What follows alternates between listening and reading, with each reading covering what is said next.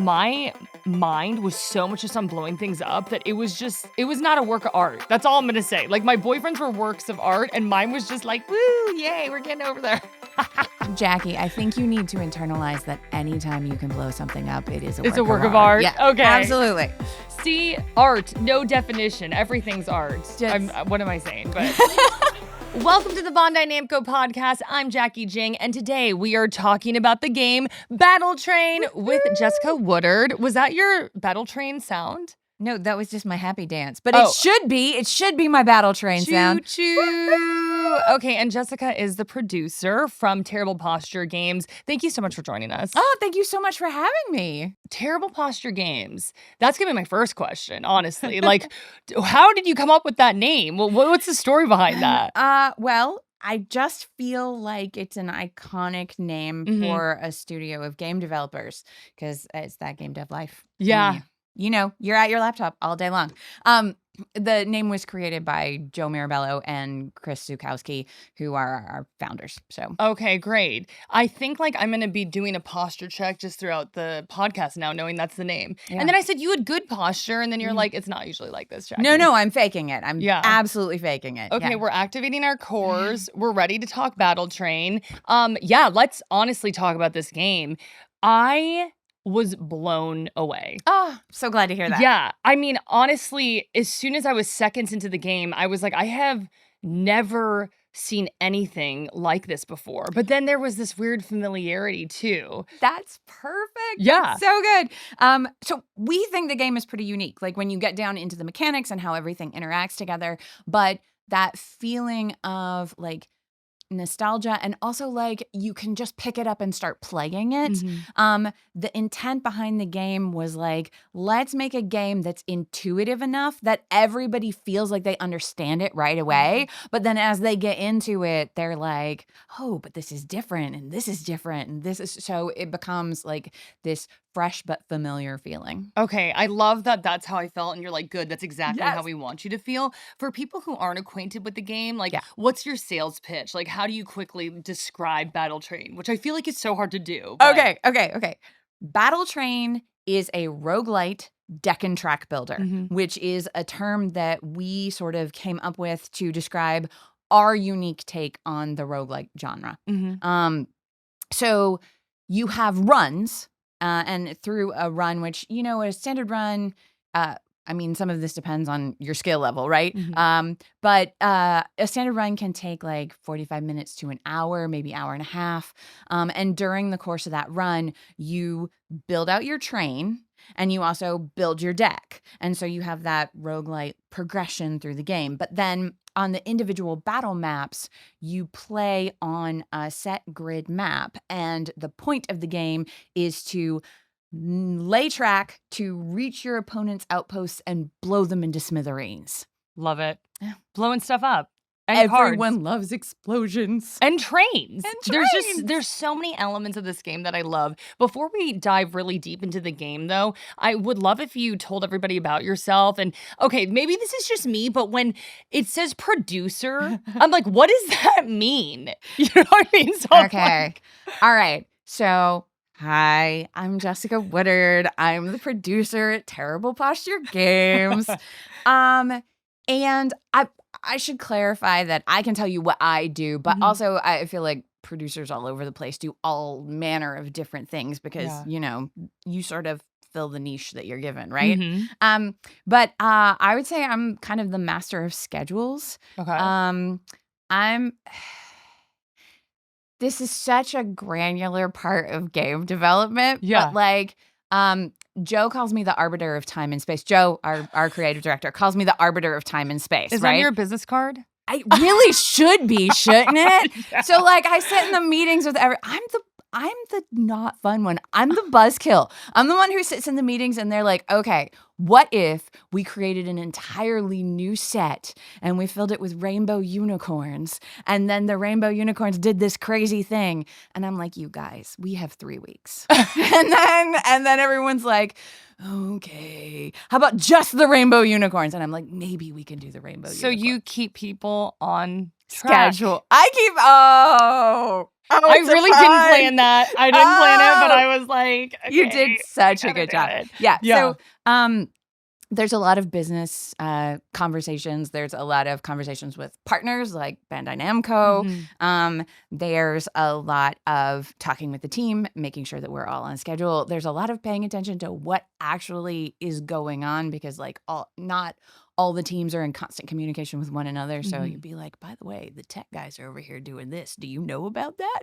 So there's just a lot of communication. Yeah. So basically connecting dots, it sounds like. What does a typical day look like for you then? Or is it different every day?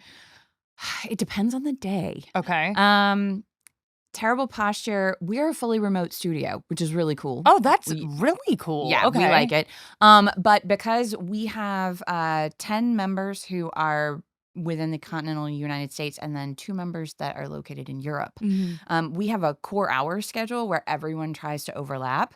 And then people on the different coasts work different hours, either before or after the core hours, so that we're all working full time, but we sort of spread out. In fact, one of the things that Joe, our creative director, and I say is that basically between the two of us, because I'm an early morning person and he's a late at night person, you can reach someone at Terrible Posture whenever.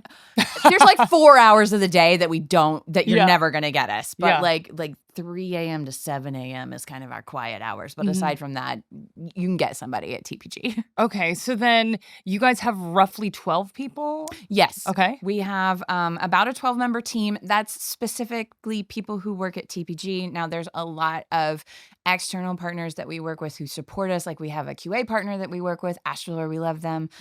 We have Skew Sound. They do a lot of our audio work with us. They are fantastic. We have individuals that will go out if we have a specialty need that isn't something that we can do in-house. But like our core team, like the development team for Battle Train, that's 12 people. Okay, so I think we forgot what the question was, but it was, does your day look like? Oh, okay. We went all over the board. We're talking time zones and business cards, but I was like, should I tell everyone listening that I started on the East Coast this morning and now we're on the West Coast and like I've had the full day of travel. So the fact that I'm coherent at all is really amazing. You're doing fantastic. I was just like, okay, I learned a lot of things, but I do kind of want to know what's your day like? Also, we got to give kudos right now, coming all the way from the East Coast to LA. I hope you're enjoying it. Happy to be. I actually used to live in Orange County, so it's kind of fun to be back and be like, oh, look, I remember palm trees. So we've answered lots of questions, but we're going to pivot back to my original question. I'm so good at staying on point. I'm definitely not staying on track. Second usage of that pun, by the way. So bad. I'm like, I can't. I love playing this game too, because when I was writing my article about it, I don't know if you noticed. You had so many train puns in there. You had so many train puns. I was having fun. Okay, we're really done. Okay. We're going to ask you about what your typical day is like. Okay, so my typical day, I'm gonna run you through a Monday because the days are different. It depends on the day. Okay. But I start work at about 8 a.m. Yeah. I have 2 blissful hours of quiet before the core company hours start. Okay. That is when I get a lot of my work that is just me head down, like whatever it is. If it's, I've got to take a look at the company calendar and make sure all of our pieces are fitting together. If I have a ton of emails that came in after I was done for the day, because we're working with people in different time zones. All of that happens in those first 2 hours of the day. Then the team comes in and, because I'm one of our early starters. It's me and the guys in Europe for those 2 hours. And then the team comes in, we have a company sync. Everybody talks about what they did the day before and what they're doing this day. It's like a super quick waterfall style, like stand up, what's going on in your lives. And then normally I will go after that into a smaller meeting because we always have something that needs to get worked out. Like there's a conversation that needs to be had about whose priorities are on what or whatever. On Mondays, we have our weekly design meeting for Battle Train. So like that can take, those are getting shorter as we wrap up development, but like sometimes. That's exciting. I know. Yeah. It's when you get to the end of a project, it's really exciting. But the weekly design meeting can take a while as we talk through like, the team has a play test every week. So, Mhm. like, the team gives feedback, and then, like, we'll talk about what happened in the play test and what should be changed or what's great or what's Mhm. working really well or what we want to pursue further. Um, we typically have a couple meetings with external partners on that day. So, like, I have a standing meeting with Bandai production on Mondays. Yeah. And then at the end of the day, the whole team checks back in at 3 p.m. What have you been up to? Like, how far have you gotten on what you plan to have on your list today? And then there's wrap up. Anybody that we're working with on the West Coast, like, that last couple hours of my day are always when we get high email volume. So it's basically like rapid fire, answer as many questions as possible in that time period. And then I'm out, except I have my phone with me at all times. So sometimes I answer emails in the middle of the night, but whatever. You sound literally busy from the moment you're, like, in work mode, basically. I mean, I don't think that's unique to me. I think the whole team is like that. I mean, one of the great things about working for a small studio is that you really get to stretch your wings and try new things. I was a writer before I came to work at Terrible Posture, so that's one of the things I get to do at TPG. But that's an additional task you take on, right? If you're writing something beyond the scope of the things I need to do as a producer.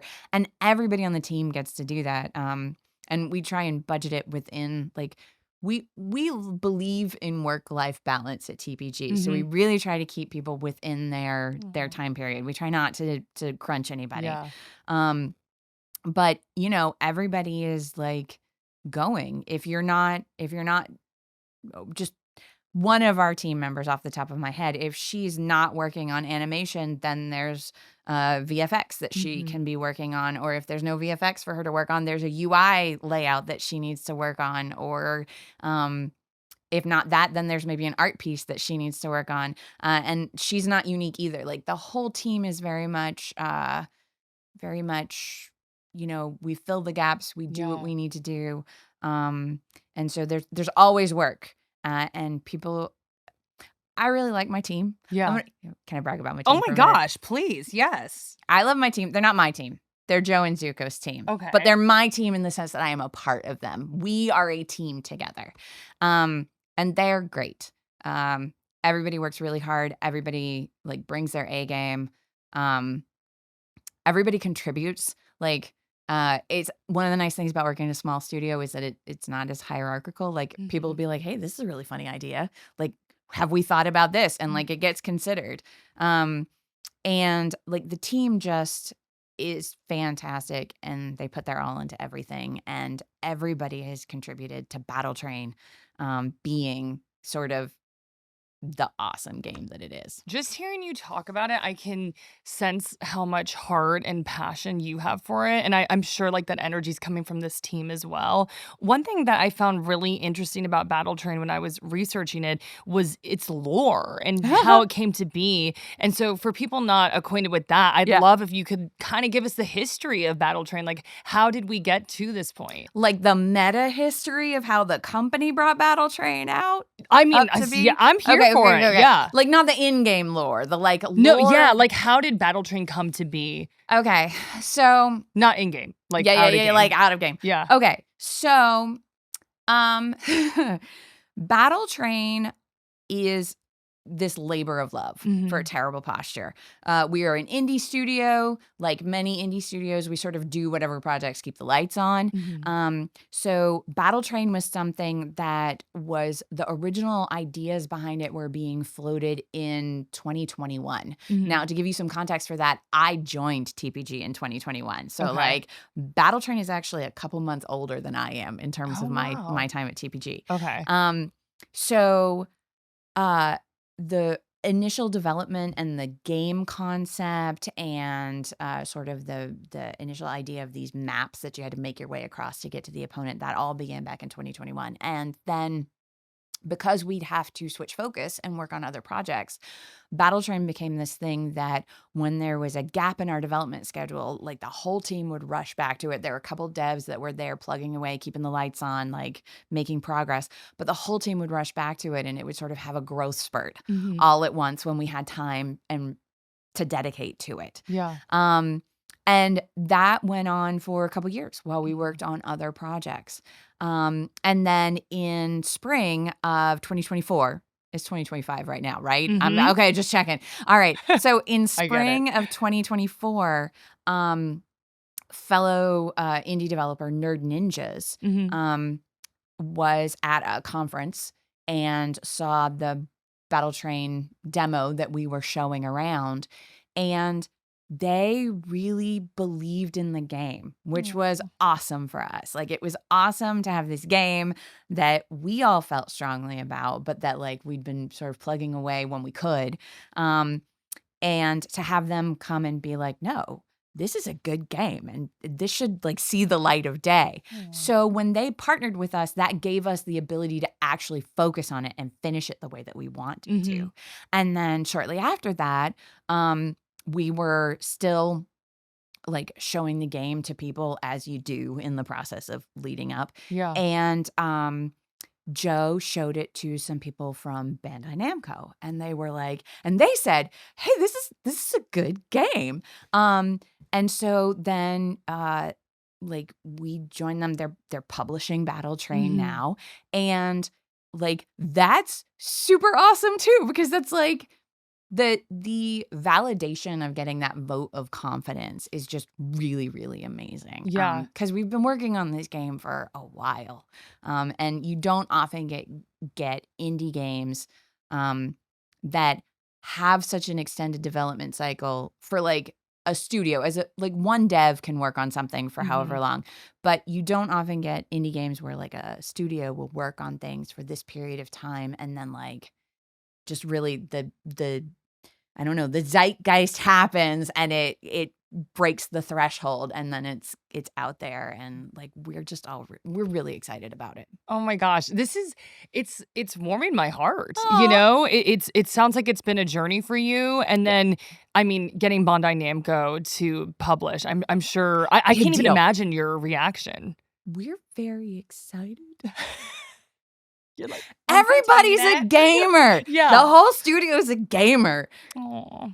It's very exciting. Aww. Yeah. I can sense you getting a little emotional about it, you know? Yeah, it really is. It's you know, I wish I had the rest of the team here. Yeah. They probably can't all take time off to come out to California, but I'm just saying, like, I wish I could like bottle up all of their reactions and like play them for everybody, because we're excited. Oh, we're really excited. We're excited. Yay! So we were chatting before the podcast started, and literally one of my first questions was, why trains? And I think that a lot of people who are listening or watching, that they have the same question. So why trains? Why not trains? Trains are awesome. I get it. Yeah. Okay, so the actual answer is that this was originally a fantasy knife fighting game.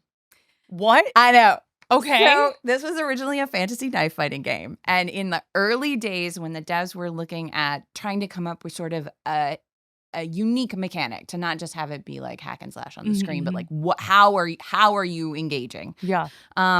They had opponents on opposite sides of the board, and you had to weave a path, like and the concept was, I guess, through your opponent's defenses to get to the other side of the board and damage your opponent. But when they started laying out the paths looked like tracks.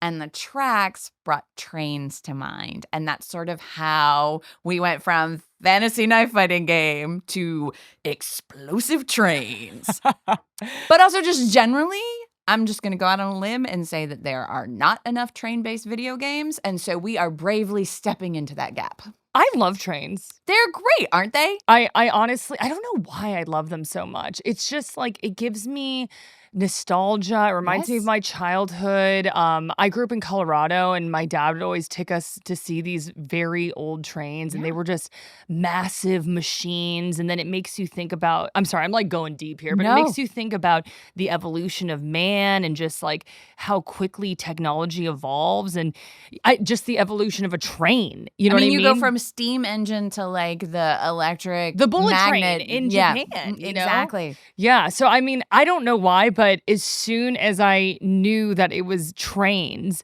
I just instantly became really intrigued. And like you said, like there's not really video games, like maybe when I was like really, really little and like a PC There's game. one or Yeah. two, but Yeah. like there should be more train-based games. Yeah. I'm going out on a limb. Yeah. I'm gonna say it right here and now. There should be more train-based games. So the big question was why trains? My second big question, why a game show?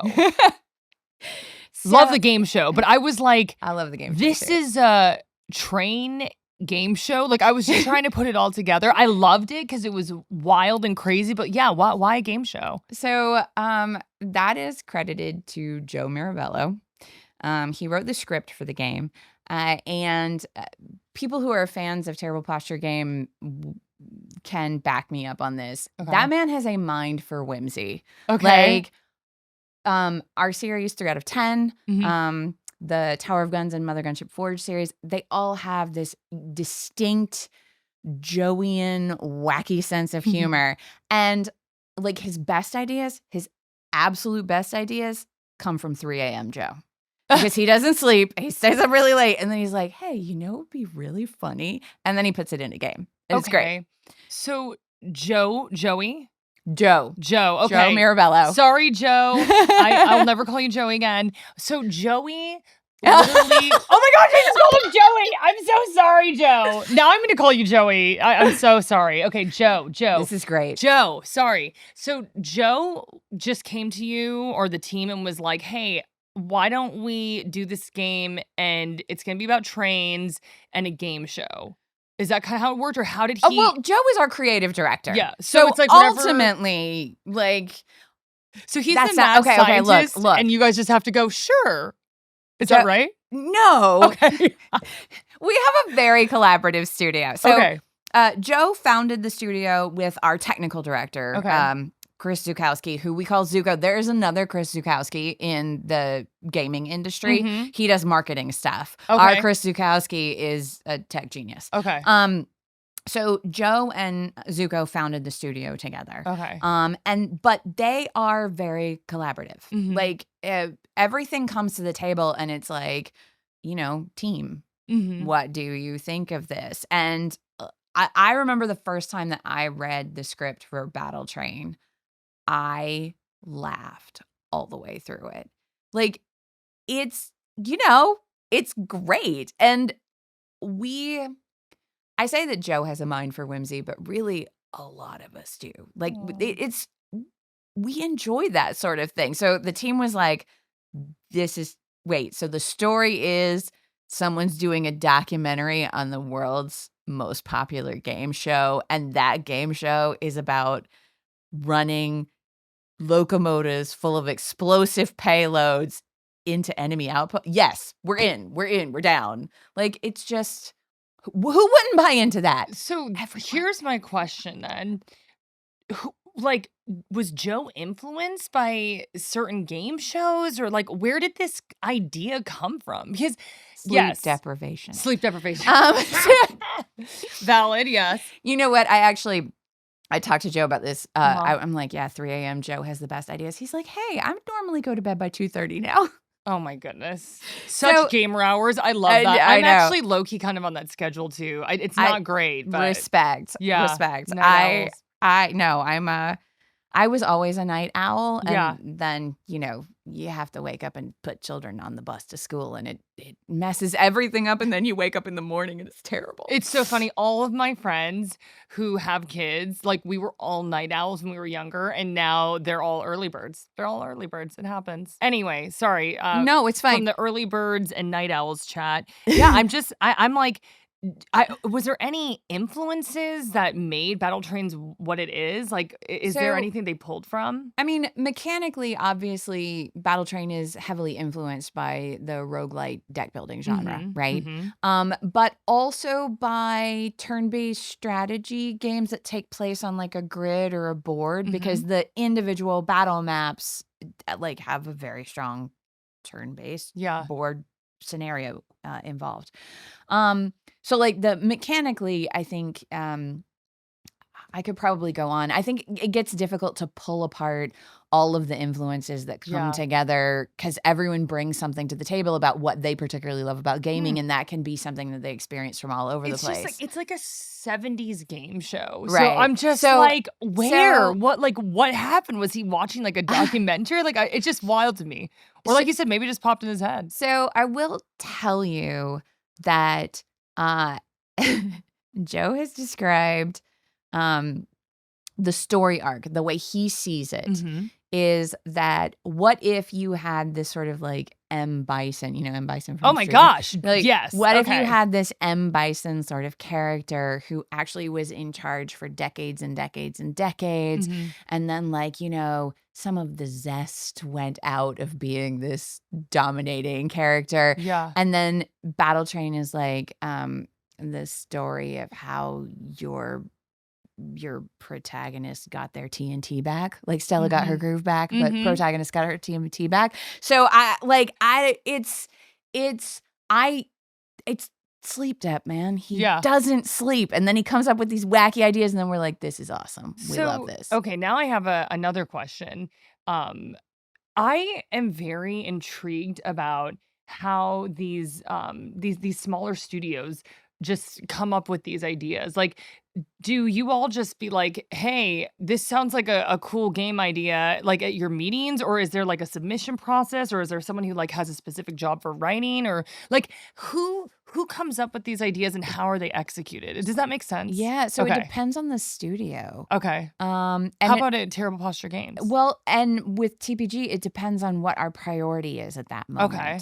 moment. So sometimes, sometimes development revolves around the resources that we have, and Okay. like, okay, this is what we have. What can we make with that? Right? Mhm. Like person hours, like what's at our disposal. I mentioned 3 out of 10 earlier. Mhm. That's one of our earlier game series. There's an entire tech suite that sort of helps support that game. And so we often lean into things that can be built Mhm. sort of with pieces of that tech suite in mind. Mhm.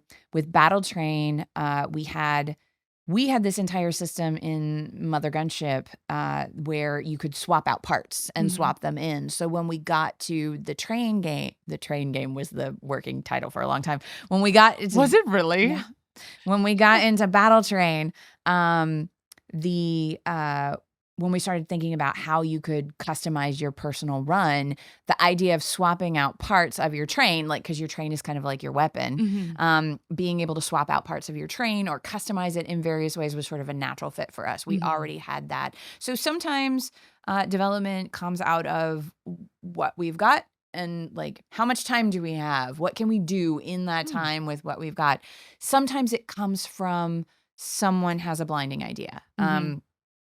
Uh, we've been doing some posts on social media recently about a work in progress, Yeah. and that work in progress kind of revolves around Joe and Zuko got in a meeting and we're like, one of them was like, hey, I've been having this idea. And the other one was like, I've been thinking about that a lot too. And then now we're working on something new. So, and then other times people come to us and they say, Mhm. hey, we want Terrible Posture to make this. I mean, the studio worked on Invincible Presents Adam Eve, Mhm. and we ran the narrative team for The Walking Dead Last Mile. And Mhm. that was some people came to us and said, hey, we think you would be a really good fit for that That's game. cool. So Yeah. it's very when I mentioned that like as an indie studio, you sort of do whatever you need to do to Mhm. keep making things, keep putting stuff out. It depends on what's out there. Okay. Got it. That's so cool. Basically, like, I feel like the answer a lot of times is like just depends. It right? really does. Yeah. But I will say, some studios sort of get locked into like, this is the type of game that we make. And I don't think TPG is like that. TPG is like, what do we want to make? Right? Yeah. Like, what would be fun? Yeah. What would we enjoy making? What would our community enjoy playing? Like, what's next? Yeah, you're like, okay, trains, game show, amazing animation. Let's do something fresh and cool. Yeah. So, I was a huge fan of the animation. I was getting all of these nostalgic vibes. It reminded me of all these shows from my childhood. So I would love to know like what went into the animation process. I think you said a name earlier and you were like, this person really focuses on animation. Oh. So I really don't know where to start. Like, was there someone who was like, I want this to look like this? Or were you all like, this is the idea, you run with it? So our visual character design, our animation director for years, Lauren Lehman, did a lot of the visual character design for the game. And she's really good at being very evocative with like not tons of super labor intensive line work. I'm not saying that right. I'm sorry, artists. You guys would say this so much better than I would. Yeah. But like she has this very shapy language and something that was easy to iterate on, but like it's very evocative. I really like it too. It's really good. Yeah. And then for art as a whole, the studio again, 3 out of 10, worked in sort of a 3D space with 2D assets in it, which provides a very unique art style. It's very distinct, and the team resonates with that. Yeah. So when we got to Battle Train, it's a similar thing for setup. We have an entire animation team, and they're great. I keep saying this about the team. I'm sorry. I really like them. They're really great. But we have an entire animation team that's part of the company. As mentioned, Lauren was with us for years and years. We've got 3 other animators that work with us, and so much of the humor of what you see, it's not just the script, it's also the animators really bring it to life, and then also the voice actors really bring it to life. 2 of the characters, the Alvado and the host, were actually Joe wrote the script with the voice actors in mind who ended up playing them. Dave Petit, who does the host, he's done a lot of voice work for us in the past.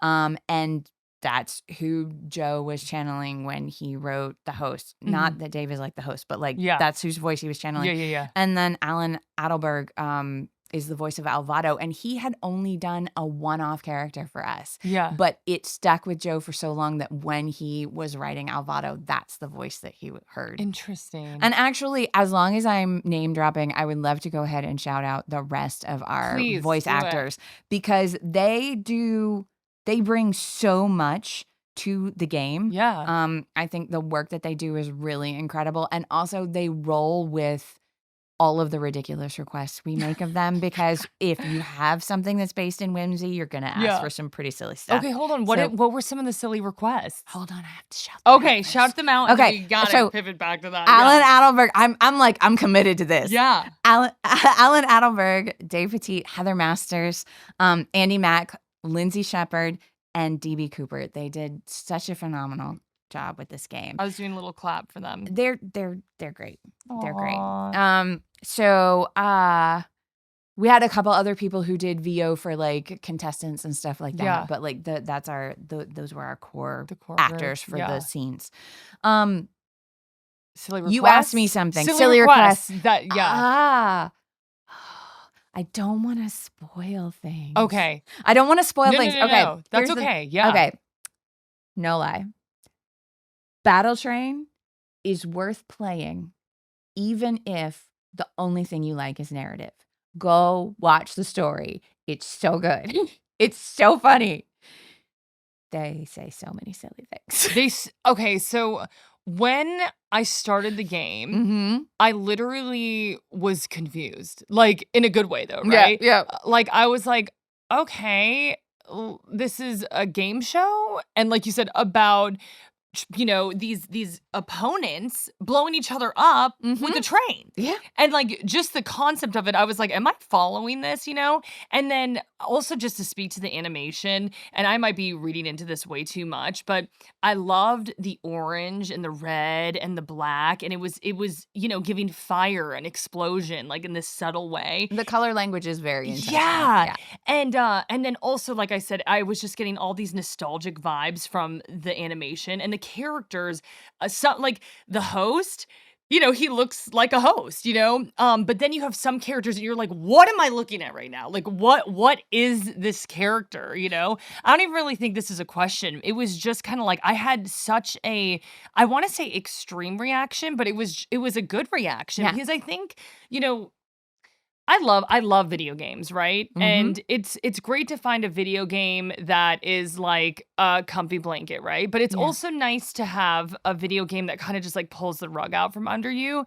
And I definitely think that is Battle Train to me, So one thing I did really want to talk about is that so my partner and I played this game, and he loves card games. Like he plays mobile games, he has physical card games, and so when I was actually assigned to write this article, my boyfriend was like, "Hey, what are you doing?" And then he was like, "Oh my gosh, this is so cool," right? And so he was doing stuff I was like, I don't even know what he's doing right now, like he was playing at a really high level. But then for me, I was like, okay, basically like I have these materials, and the point of this game in my head as a beginner, right, is like I just gotta like blow this person up on the other side, right? So it was really interesting to see that someone who is super into card games like get really attached and love it, but then I was someone who was just kind of like, okay, I don't know a ton about card games, but it really resonated with me, and I felt like it was relatively, I don't want to say easy, but it was like it was easy for me to fall into.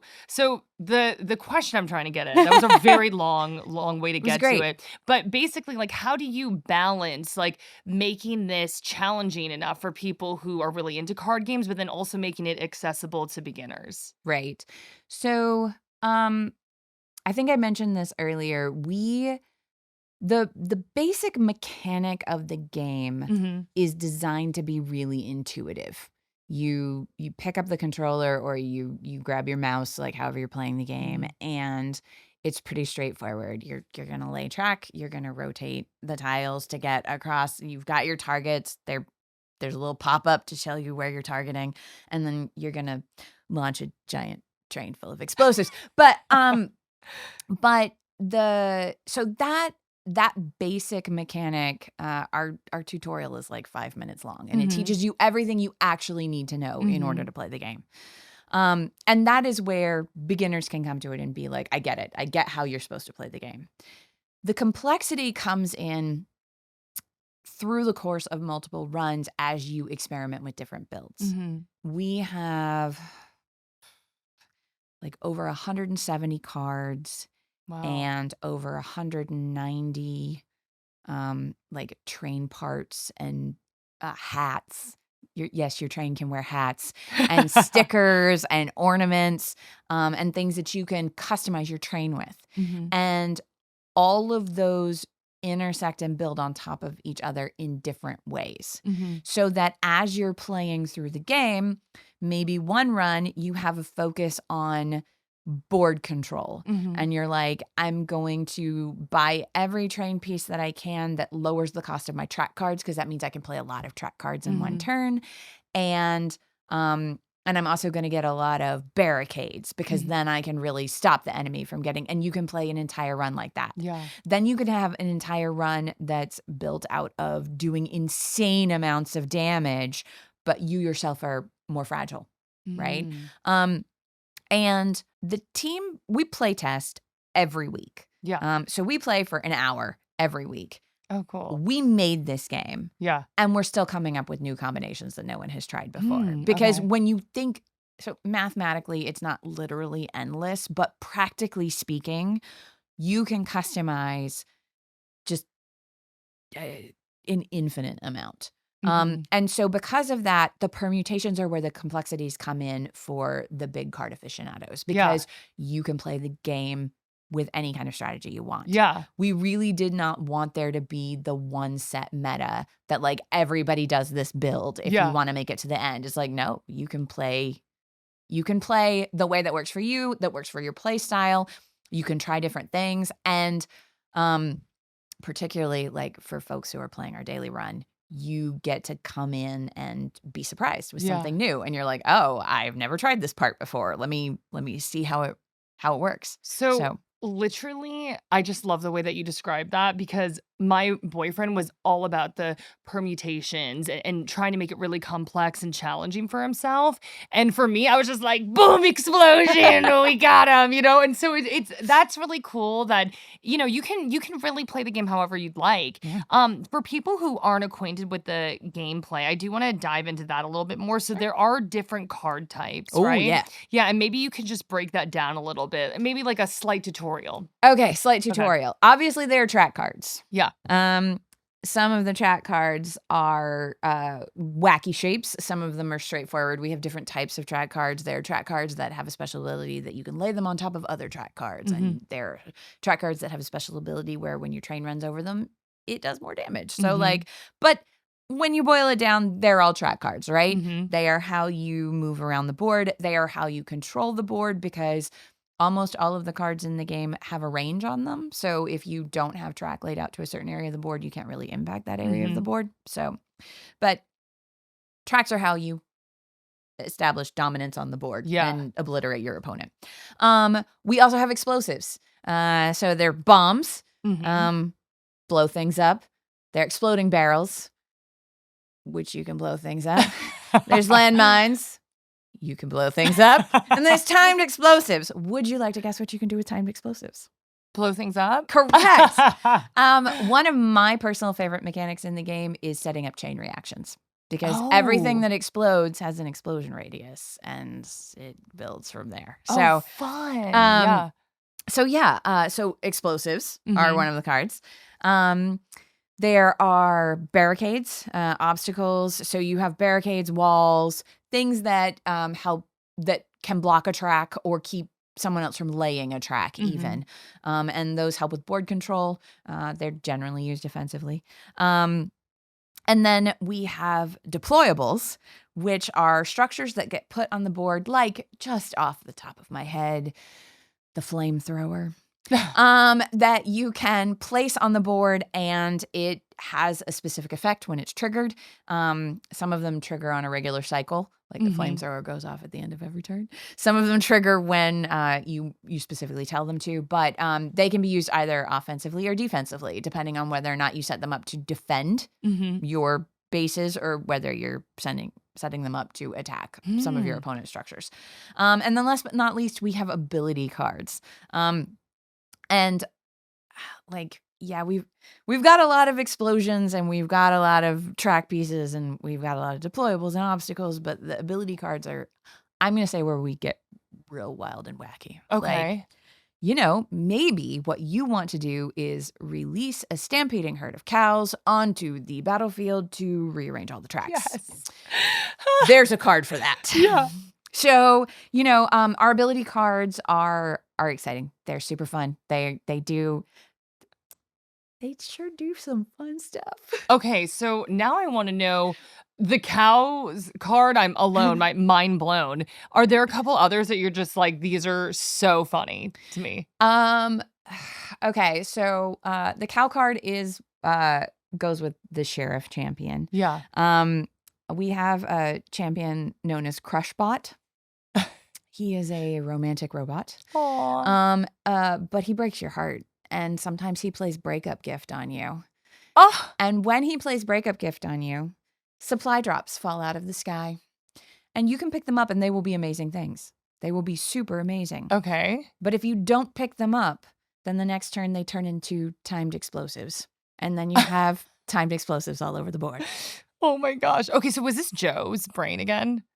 Or is this now an amalgamation of you all coming together? We have an entire design team. Yeah. And when we come up with, as we hit a new milestone and we're like, okay, champion, mechanic, whatever. Yeah. A lot of our champions are sort of a blend of both character design, like what we think would be fun and funny. Yeah. And then also like design mechanic. How should they play? Like, how does it go together? So we have a lot of potential champions that are waiting for their moment to shine when we can come up with a good mechanic for them, right? Cool. Yeah. But the idea behind all of our champions have their own unique mechanics. They have their own sort of unique cards that are part of their deck, which players can unlock to have access to. Cool.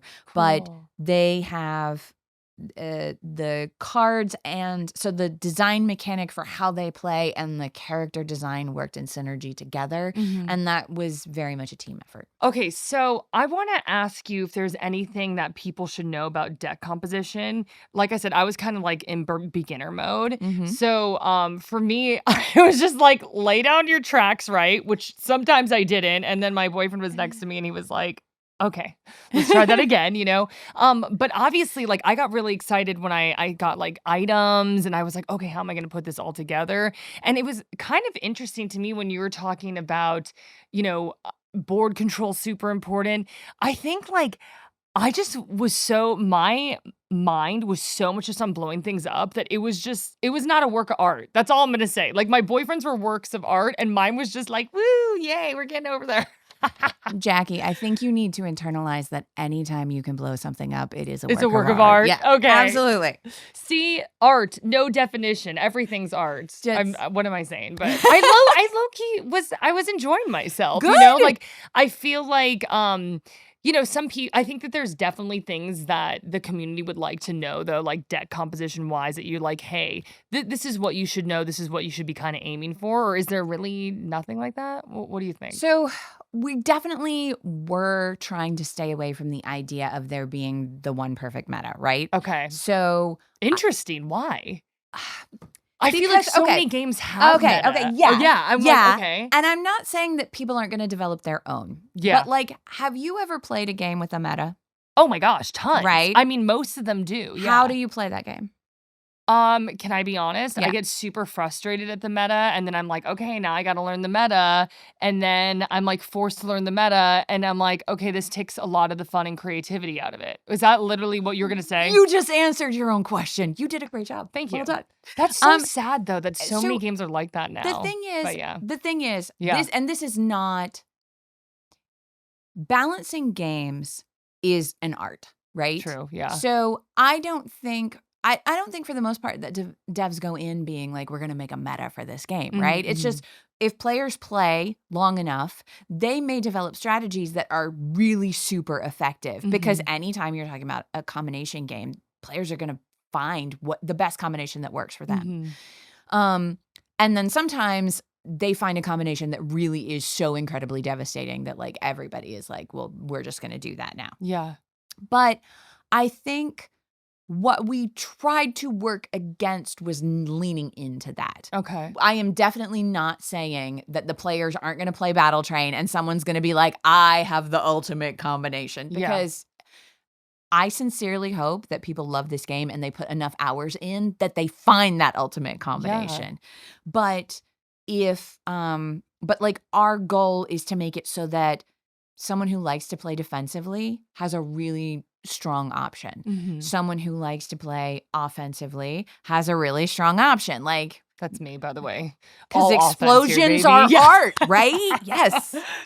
Oh, I love. Okay, you guys need to make a shirt. Explosions are art. Okay. Seriously, I'm serious. I would we love need that. to. There's so I many. feel like merch there should be more Battle Train merch. I was just gonna say It'd be so good. It'd be so I'm good. like the characters. I would collect alone, the figurines. Oh my gosh, I love them. Okay, if you are listening, watching, whatever, the characters are so weird. They're so weird in the best way really possible. They really like, are. I just, for some reason, I told you the Valkyrie really resonated with me, but I was just like, I love this character, and I also was a little annoyed by her, right? Because she's obviously my opponent, right? And she's hard, right? Yes. Yeah. But then it's just like everyone is kind of, they're just so over the top. They're just so over the top, right? They're so over the top. They're so ridiculous. We love a ridiculous champion. It was like a demented graphic novel brought to life. Thank you. That was really how, like, now that we're, like, marinating a little bit, like, it was, like, this demented graphic novel, and I was like, "How am I in this world?" But I'm happy to be in this world, but it's very if you all do figurines, like, I Yeah. think that could Yeah. be big for real. I would collect them. Yeah. I would collect the And the figurines. shirts, And the explosions shirt are art. explosions are art. I wanna ask you too, is there Yeah. any tips for players that you think might be slept on? Is there anything you're like, "Hey, like, y'all should really know this?" The hat shop. Okay. If you have the gold, never ignore the hat shop. The hat shop is clutch. Can you just say anything else, or you wanna, like, keep No, it hidden? yeah, absolutely. Okay, No, okay. I can totally say more. Okay. So we have a shop where you can customize your train, and also your deck. You get some cards available to purchase. Not all the cards. You have to, like, it's an assortment that are weighted by rarity. That's the word I was looking for. And then also you have a selection of train parts that you can potentially choose from if you decide you want to swap out a train part. But we also have a hat shop. I call it the hat shop because it's a hat icon, but you can buy any of our ornaments there. So the hats, the stickers, the little doodads that you hang off your train. Those are my favorite ways to customize your train. Like, some of my favorite customizations are in there. They get real wacky. Like, the train parts tend to be like pretty core game mechanic that you're like, yeah, of course. I mean, they're fun. They're super fun. But they're like, yes, in a train game that does these things, you will have this. But some of the trinkets go hard. It's a good time in the hat shop. Definitely go to the hat shop. Oh my God, I love this. What other tips? What other tips do I have for players? You asked about decks earlier, and I will bring up that every board has its own board deck. So you're playing with your train and your deck, but you also get cards from the board deck that the enemy also has access to, and those can be unique depending on which board you're on. Okay. Which is always good to know, especially for new players, because you're going in and you're like, I have extra cards. Yeah. You have extra cards. They're from the board deck. Interesting. Okay, so you have your own deck, and then there's a board deck? Yep. Okay, cool. Just noting for myself when I play. Yeah, absolutely. For the next time you play, you're like, I'm getting cards. I'm getting cards. So there's not really like a card graveyard or like you're bringing cards out of the graveyard. It's not really evolved to that yet, right? No, there's no. You know what I'm talking about, right? Yeah. Okay, so here's the thing. Okay. I don't know if any of the designers have had this like in a private corner conversation and been like, it'd be really cool. But I don't know of any ideas pertaining to being able to like destroy someone else's card or have your card destroyed. So you play the card, and we do have an exhaust mechanic. So there are cards that you can only play once per match. Yeah, that's what I was wondering, if there's anything where like you can bring a card back or anything like that. There are cards and trinkets that keep your cards from exhausting. Interesting. Okay, so cool. they just never exhaust. Yeah. But I don't think we currently have anything that brings an exhausted card back. Maybe in the future. Maybe in the future. That's what's really cool about Battle Train is like, I feel like this is just the beginning. And what's really fun about card games is like really, you can just experiment and be like, okay, we're going to try this. And if it doesn't work, we just retire that idea and then just evolve into another idea, you know? So I don't know. That's awesome that the future's so bright for y'all. I know we were talking about figurines, and I kind of want to go back to the characters because I want to know who came up with these characters. Honestly, Alvaro is crazy. Like, I don't think that people watching will know this, but I had to do this skit. I have a question. Okay. Can you say his full title? Supreme Conductor Commander? Oh, you're so close. Oh my gosh, I had it written down, but I didn't want to look.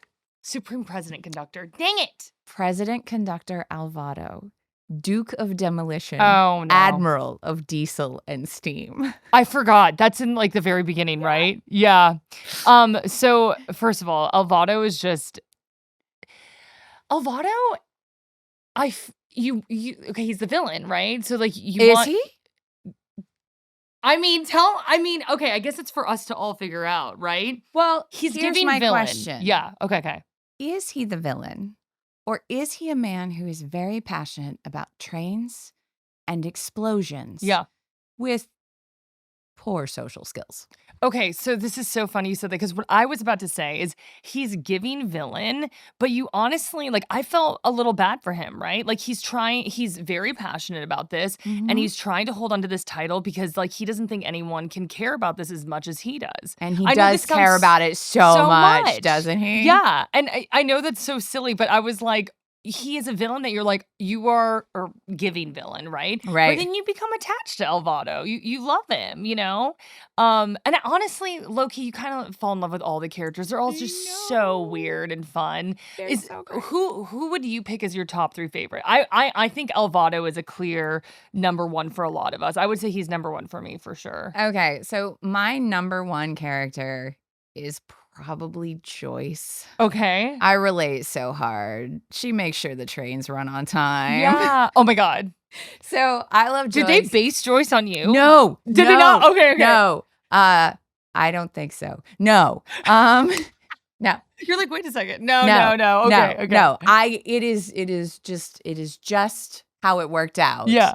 But I relate to her. I relate to her very hard. Yeah.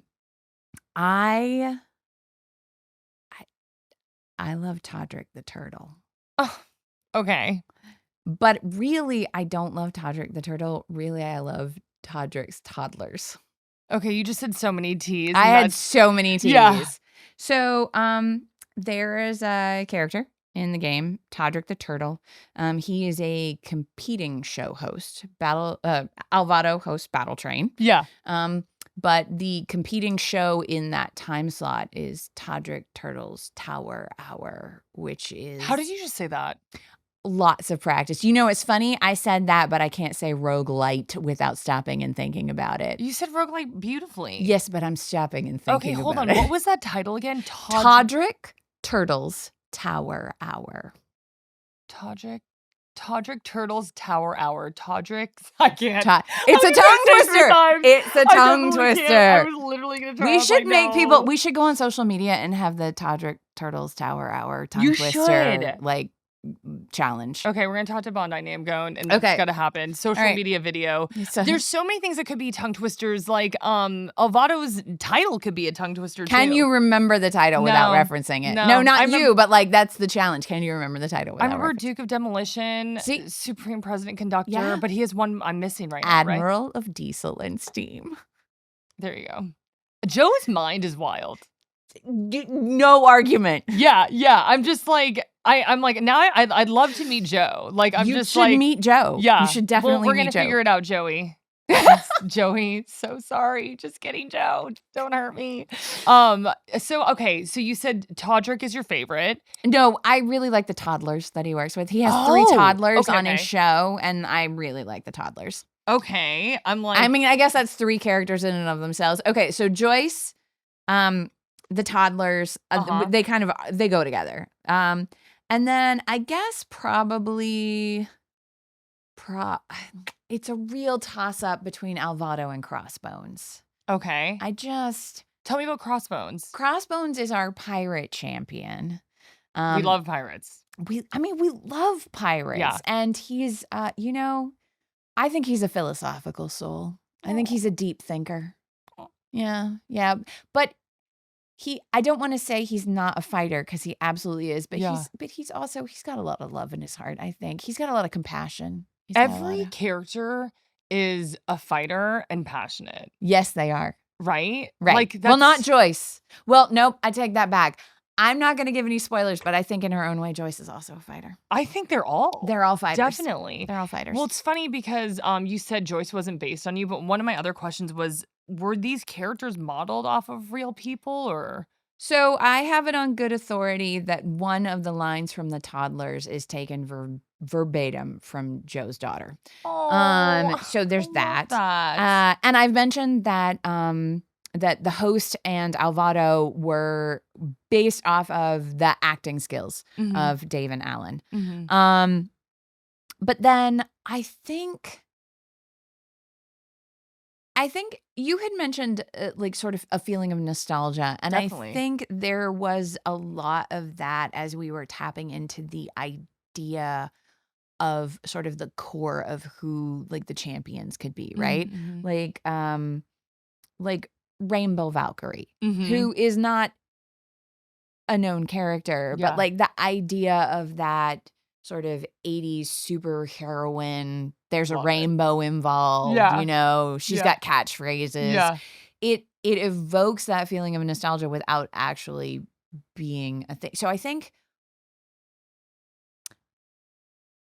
this is the first time I've ever said this or had this thought, but it feels true to me. So I'm going to go ahead and say it. I think in some ways that feeling of nostalgia was part of the inspiration, right? Like not a specific thing we're referencing, but like what gives you that nostalgic feeling? Like what gives you that feeling of, oh, I get who this character would be because they're like I feel a resonance with them, you Yeah. know? And then I would also say like the other thing that is hugely inspirational to us is we like to push the boundaries of what. Really? I wasn't getting that. Yeah, I don't feel know where like- you've been. I feel like every question I've asked y'all or asked you is basically like, I'm like, oh, so is this how it is? And you're like, actually, we just kind of just do our own thing. You know what I mean? And like, I don't. I think it's great. Yeah. And I honestly think it's what the gaming industry needs. I feel, not to go off too much on a tangent here, but I don't know how old you are, but I'm 38 and it's like I'm 46. Are you? Oh my gosh. Okay. Skincare routine. Let me know. But I was playing some old games Mhm. and I was just like back then, you know, in the 90s, they were just like throwing stuff at the wall and we're like, hey, what do kids resonate with? Right.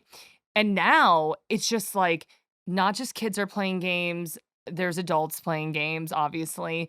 And I feel like our industry it just got really scared and was like, "How do I make money?" And that just became, like, the big concern. I'm not saying this is true for all of gaming, but I think for, like, there was definitely this, like, shift where it was like, "Okay, like, we just need to make money," you know, Yeah. and not be as experimental as we were. And I think that's why I was just blown away by Battle Train, and I'm loving to hear about, Terrible Posture Games because it seems like y'all are, like, it's reminding me of that, like, Wild West time when we were younger, you know, which I think is pretty I just think it's rare now, you know? I think that it's what like super small teams, which they're indie games, but I hesitate to even call them a studio because it's like two people, right? Yeah, yeah. But I think that's what super small teams and then indie studios are struggling to maintain, right? Yeah. Because there is a delight that comes with coming up with a cool idea and Mhm. being like, I don't know, let's see if it works, Yeah, right? yeah. And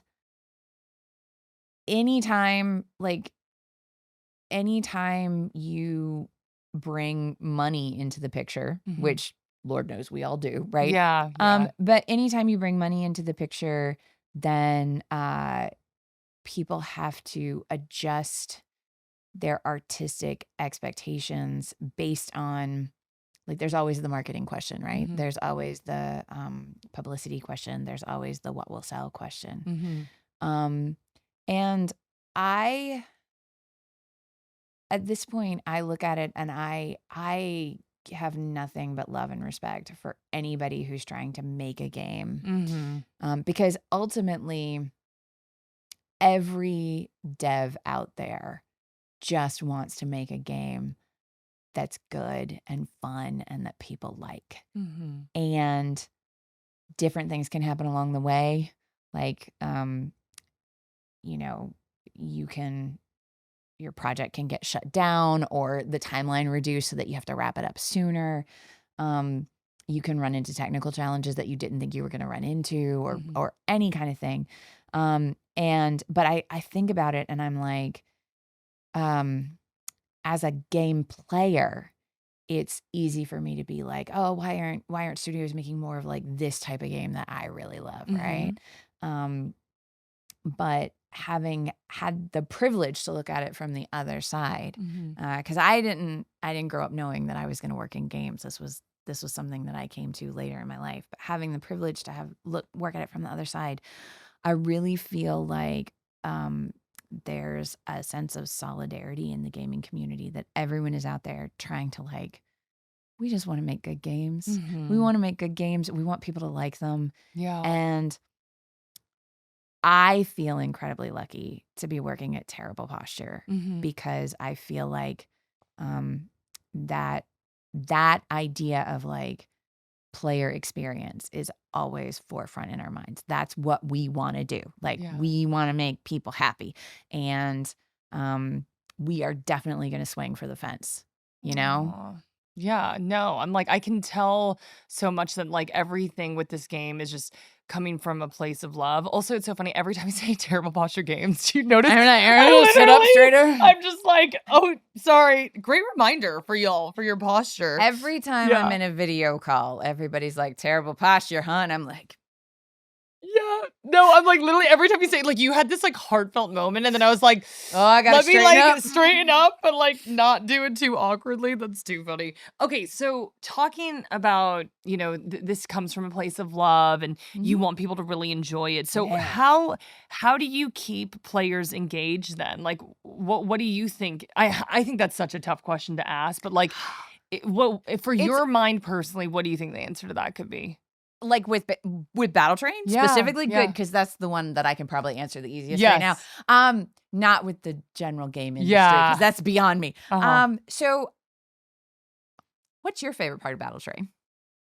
Ooh, I would say the story. So yeah.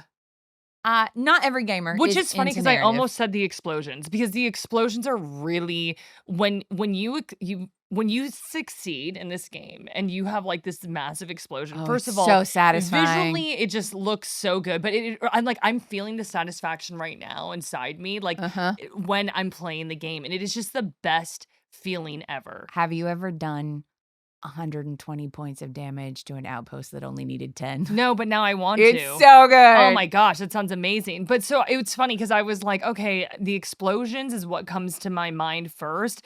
But really what caught me and captured me and made me want to play more of the game was the story, was the zany characters, was trying to make sense of the world. And I do think that the characters are really the core too. So anyway, that's my answer. That's super valid. So I would break it down into tiers, right? Okay. When you first come in, I do think the narrative is a very, very strong point for getting people invested and having them interested. In order to unlock the full story, which that's another thing that I could say.